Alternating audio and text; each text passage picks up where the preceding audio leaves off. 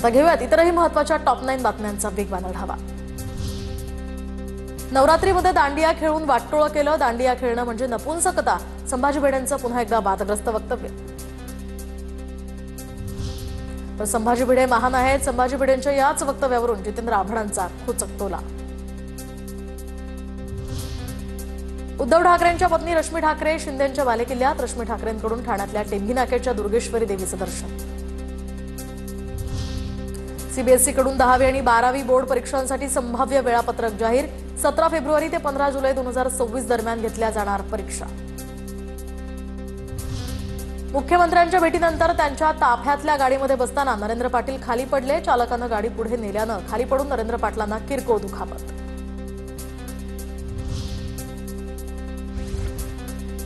हिंगोलीमध्ये शक्तीपीठ महामार्गासाठी जमीन मोजण्यास शेतकऱ्यांचा विरोध, उपविभागीय अधिकारी तहसीलदारांसोबत शेतकऱ्यांचा शाब्दिक वाद, महामार्गासाठी जमीन मोजण्यास आलेल्या अधिकाऱ्यांना शेतकऱ्यांनी रोखलं।